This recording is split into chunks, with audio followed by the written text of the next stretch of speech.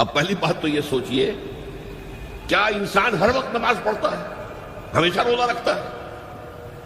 جب اللہ کہہ رہا ہے میں نے تو پیدا ہی کیا میری عبادت کے لیے، کوئی اور کام اگر وہ کر رہا ہے تو وہ میرے مقصد تخلیق کے خلاف کر رہا ہے۔ وَمَا خَلَقْتُ الْجِنَّ وَالْإِنسَ إِلَّا لِيَعْبُدُونِ، میں نے تو جنوں اور انسانوں کو صرف اس لیے پیدا کیا کہ میری عبادت کریں۔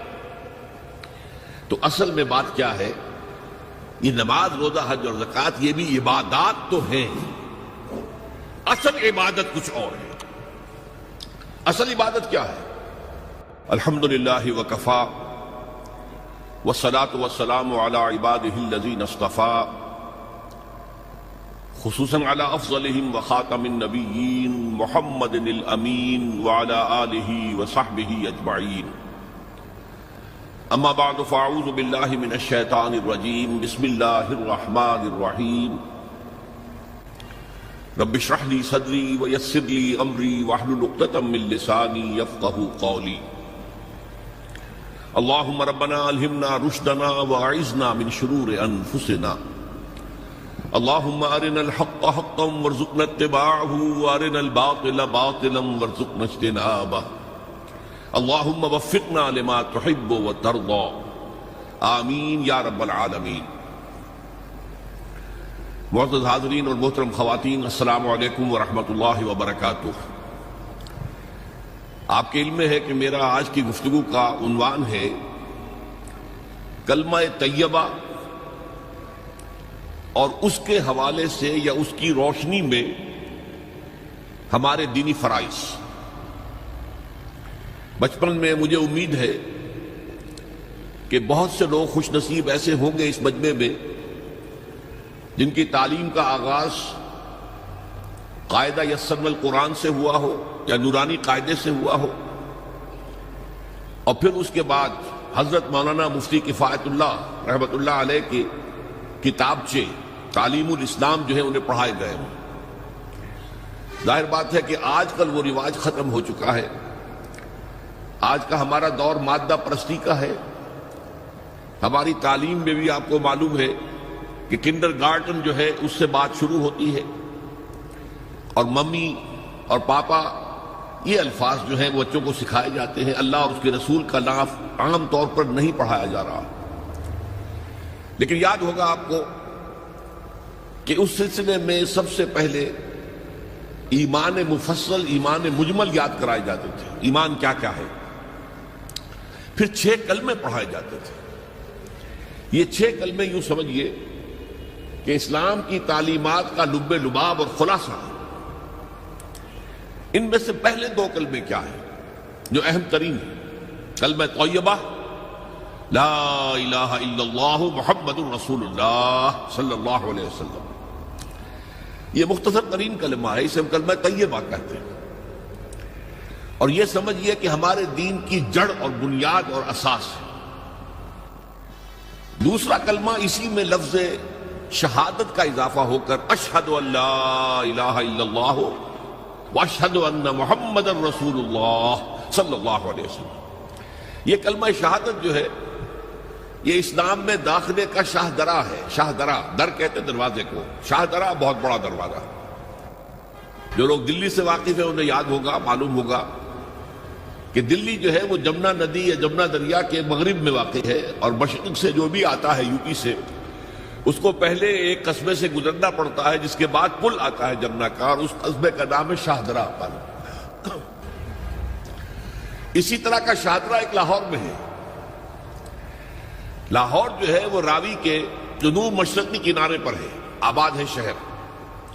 اب جو بھی پشاور سے، سرحد سے، اسلام آباد سے، پورے پنجاب سے لوگ آتے ہیں تو انہیں لاہور میں داخل ہونے کے لیے دریائے راوی کراس کرنا ہوتا ہے، لہذا وہاں بھی ایک قصبہ ہے جس کا نام شاہ درا ہے۔ شاہ درا یہ بڑا در ہے کہ جس سے داخل ہو کر آپ دلی میں یا لاہور میں داخل ہوں گے۔ اسی طرح میں نے عرض کیا کہ اسلام میں داخلے کے لیے شاہ درا جو ہے وہ ہے اشہد ان لا الہ الا اللہ واشہد ان محمد رسول اللہ صلی اللہ علیہ وسلم۔ آج میں انہی 2 کے حوالے سے آپ کے سامنے کچھ باتیں رکھ رہا ہوں۔ باتیں بالکل بنیادی ہیں، اور میں سمجھتا ہوں کہ آپ کے ذہنوں کے اندر موجود ہیں۔ صرف یہ ہے کہ آپ نے شاید زیادہ کبھی شعوری طور پر توجہ نہ دی ہو اور ان کے بارے میں کہیں گہرا غور و فکر نہ کیا ہو۔ دیکھیے پہلا جز کیا ہے؟ لا الہ الا اللہ، کلمہ توحید ہے یہ، اللہ کے سوا کوئی معبود نہیں۔ اب اس کا تقاضا کیا ہے؟ اور دوسرا جز ہے محمد الرسول اللہ صلی اللہ علیہ وسلم، اس کا تقاضا کیا ہے؟ اللہ کے سوا کوئی معبود نہیں، معبود برحق صرف اللہ۔ اس کا کیا مطلب ہے؟ عبادت صرف اس کی ہوگی، کوئی معبود نہیں اللہ کے سوا، عبادت اسی کی ہوگی۔ اس عبادت کا مفہوم کیا ہے؟ قرآن مجید میں بہت سے انبیاء کی اور رسولوں کی دعوت بیان ہوئی اور نام بنام کہا گیا۔ ان کی دعوت کیا تھی؟ ان اعبدوا اللہ ما لکم من الہ غیرہ، اللہ کی عبادت کرو، تمہارا کوئی الہ اس کے سوا نہیں۔ اس کے ساتھ ہی بعض صورتوں میں ایک لفظ کا اضافہ ہوتا ہے، سورہ شعراء میں ان اعبدوا اللہ واطیعون، عبادت اللہ کی کرو، میری اطاعت کرو۔ تو اللہ کی عبادت کیا ہے جس کے لیے سورہ زاریات میں فرمایا وَمَا خَلَقْتُ الْجِنَّ وَالْإِنسَ إِلَّا لِيَعْبُدُونَ، میں نے نہیں پیدا کیا ہے جنوں اور انسانوں کو مگر صرف اس لیے کہ میری عبادت کریں۔ تو معلوم ہوا کہ لا الہ الا اللہ کا تقاضا کیا ہے؟ ہمہ تن ہمہ وقت اللہ کی عبادت۔ یہ عبادت کیا ہے؟ بدقسمتی سے مسلمانوں پر جو زوال آنا شروع ہوا خلافت راشدہ کے بعد سے، ایک زوال اسلام کا شروع ہو گیا، اگرچہ مسلمانوں کا تو عروج جاری رہا۔ دور بنو امیہ میں، دور بنو عباس میں دنیاوی اعتبار سے سطوت، شان اور شوکت بڑھتی چلی گئی، لیکن اسلام جو ہے اس کے اندر زوال شروع ہو گیا۔ سب سے پہلا زوال کیا آیا؟ وہ خلافت کہ جو مسلمانوں کو اپنے میں سے کسی بہترین شخص کا انتخاب کر کے جس کا تعین ہونا چاہیے تھا، وہ خلافت موروثی عہدہ بن گئی، خاندانی بات بن گئی، قبائلی بات بن گئی۔ یہ ہمارے زوال کا پہلا منظر تھا۔ بہرحال اس کے بعد رفتہ رفتہ ہمارے تصورات بھی کچھ محدود ہوتے چلے گئے، ہوتے ہوتے بات یہاں تک پہنچی کہ عبادت کا مطلب ہے نماز، روزہ، حج اور زکوٰۃ۔ اب پہلی بات تو یہ سوچئے، کیا انسان ہر وقت نماز پڑھتا ہے، ہمیشہ روزہ رکھتا ہے؟ جب اللہ کہہ رہا میں نے تو پیدا ہی کیا میری عبادت کے لیے، کوئی اور کام اگر وہ کر رہا ہے تو وہ میرے مقصد تخلیق کے خلاف کر رہا ہے۔ وَمَا خَلَقْتُ الْجِنَّ وَالْإِنسَ إِلَّا لِيَعْبُدُونَ، میں نے تو جنوں اور انسانوں کو صرف اس لیے پیدا کیا کہ میری عبادت کریں۔ تو اصل میں بات کیا ہے؟ یہ نماز، روزہ، حج اور زکوٰۃ یہ بھی عبادات تو ہیں، اصل عبادت کچھ اور ہے۔ اصل عبادت کیا ہے؟ عبد کہتے ہیں غلام کو۔ غلام پچھلے زمانے کا تصور کیجئے، یہ ایسا نہیں تھا جیسے آپ کسی کو ملازم رکھ لیں۔ آج امپلائر امپلائی ریلیشن شپ یہ اور ہے۔ آپ نے کسی کو ملازم رکھا ہے، فرض کیجئے دہاڑی پر رکھا ہے، وہ 8 گھنٹے کام کرے گا پھر چھٹی کرے گا، اس کے بعد وہ آپ کا کوئی تابع نہیں ہے، آپ کا غلام نہیں ہے، بلکہ آپ کا بھی ایک ہی ووٹ ہوگا، جب الیکشن ہوگا اس کا بھی ایک ہی ووٹ ہوگا۔ تو اصل میں غلام جو ہوتا تھا وہ ہمہ وقت، ہمہ تن، ہمہ جہد، ہمہ وجوہ بندگی کرتا تھا، اطاعت کرتا تھا۔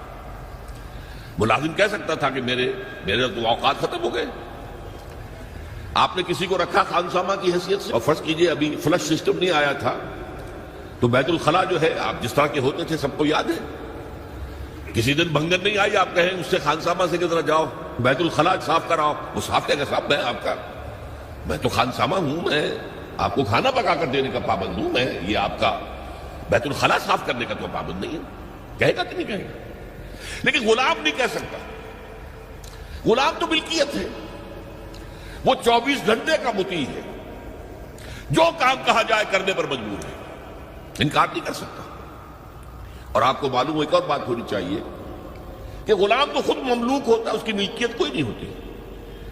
آقا نے کوئی اگر کوٹھڑی دے دی ہے کہ تم رات کو اس میں سو جایا کرو تو کیا وہ اس کوٹھڑی کا مالک ہو گئے؟ آقا نے کوئی چارپائی دے دی ہے اس پر سویا کرو تو کیا چارپائی کا مالک ہو گئے؟ نہیں، قطعاً نہیں، خود مملوک ہے۔ اور پچھلے زمانے میں غلاموں کا معاملہ کیا تھا؟ آقا جب چاہے ذبح کر دے، قتل کر دے، کوئی مقدمہ نہیں بنے گا، نہ 302 کا نہ 304 کا۔ کیوں؟ جیسے آپ کی بکری آپ کی ملکیت تھی، آپ نے ذبح کیا، گوشت کھا لیا، کوئی پوچھ سکتا آپ سے؟ میری بکری تھی بھائی، میں نے ذبح کیا، Who are you to ask me؟ اسی طرح غلام میری ملکیت ہے، میں نے قتل کر دیا، میں نے اپنا نقصان کیا ہے نا۔ میں اس غلام کو فروخت کرتا تو کچھ پیسے مل جاتے مجھے، لیکن اختیار میرا ہے، میں نے اسے قتل کر دیا۔ اس معنی میں اللہ کا غلام بن جانا، اللہ کا بندہ بن جانا۔ یہ بندہ جو ہے یہ فارسی کا لفظ ہے، عبد عربی کا لفظ ہے۔ عبد سے عبادت بنا، بندے سے بندگی بنا۔ چنانچہ شیخ سعدی کا شعر ہے مشہور، جو مسجدوں میں پہلے لکھا جایا کرتا تھا۔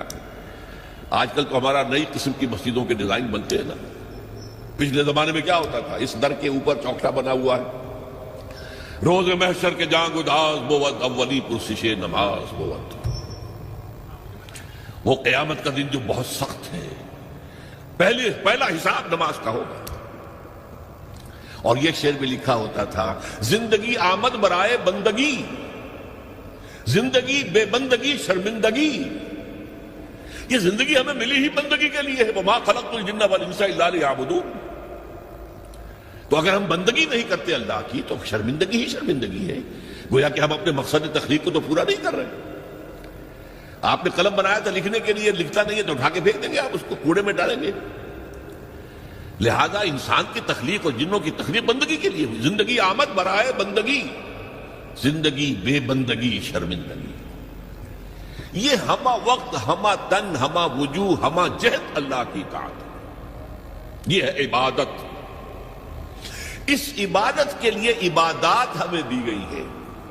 جیسے یہ اگر کھڑا ہوا ہے شامیانہ تو آپ نے دیکھا یہ جو بانس کھڑے ہوئے ہیں، یہ عبادت جو ہے اس کی چھت سمجھ لیجئے 4 ستونوں پر کھڑی ہے، نماز، روزہ، حج، زکات۔